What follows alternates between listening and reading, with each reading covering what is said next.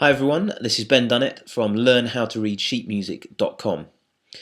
In this 5-minute video today, I'm going to talk you through some of the basics of how to read music. We're going to look at how pitch is written down on a stave. We're going to look at these things called ledger lines, and I'm going to teach you the treble clef note rhymes so you can get started straight away. Now in music, the pitch of notes is termed in terms of letters: A, B, C, D, E, F and G. Now instead of going on to H, we then go back to A again, and this row of 8 notes is called an octave. And an octave can go from A up to A, or B up to B, C up to C, and so on. Now the best way to look at this is to have a look at a keyboard. And here you'll see a keyboard down here, and I've started at C. Now the reason I've started at C on this keyboard is because if you start at C and play an octave upwards, C, D, E, F, G, A, B and back up to C, you've actually already played a major scale.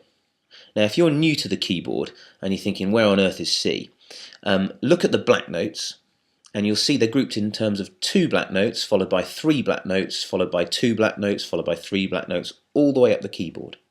Find a group of 2 black notes, come off to the left of it and you'll find C. If you're wanting to find what's called middle C, look for the 2 black notes in the middle of a piano and then come off to the left of those, and that'll be what's called middle C. Now we could, in theory, just write a load of letters A, B, E, F, G, D, C all over a page and work out some system of reading music, but it'd be really confusing. So what we use instead is the stave. Now the stave is made up of 5 lines and 4 spaces. And there's a simple principle that underlies this stave, and it's this: the higher up the staff or the stave, the higher the note sounds. The lower down, the lower the note sounds.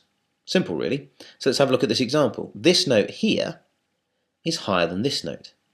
This note here, which is even higher up, it's not sitting on that top line, is even higher than that note down there.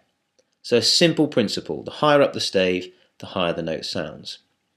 Now this is great, but 5 lines and 4 spaces only gives us 9 notes. And most of the music that you're going to want to play is going to have more than 9 notes in it. And we get round this through what's called ledger lines. Now ledger lines are additional lines added above and below the stave. And again, notes can be drawn on the spaces or they can be drawn on the lines. So that's great. We've got a lot more notes to play with than just the 9 we originally had. However, if we put a load of these ledger lines all over our music, again it's going to get really confusing to try to read. And so this is where clefs come in. And the clef we're going to look at today is the most common clef. It's called the treble clef. Now the treble clef is this symbol here. And that goes at the beginning of a stave, and it acts as a sort of code, as it were, a code breaker. It tells you which notes correspond to which lines and which spaces. So this note I've drawn down here is actually middle C.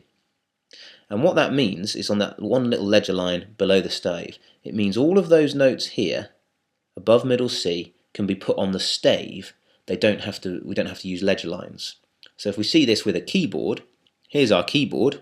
I've got middle C highlighted in red there, and you can see we can go all the way up here, right up to this top A, until we have to put another ledger lines in. So treble clefs. So your first task really when you're learning how to read music is simply to learn the notes on the treble clef. And here are some rhymes to help you.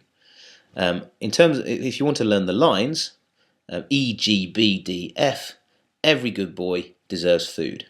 It's not going to win any poetry prizes, but hopefully it should help you learn the notes.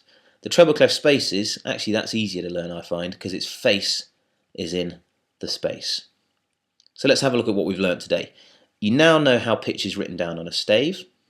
You can understand the concept of ledger lines, and already hopefully you've started to learn the treble clef notes. To get a head start on learning how to read music with my proven method, go to www.learnhowtoreadsheetmusic.com and sign up for a free starter pack. You'll receive free video lessons, practical activities and music theory worksheets, helping you begin the journey of taking your musicianship to the next level.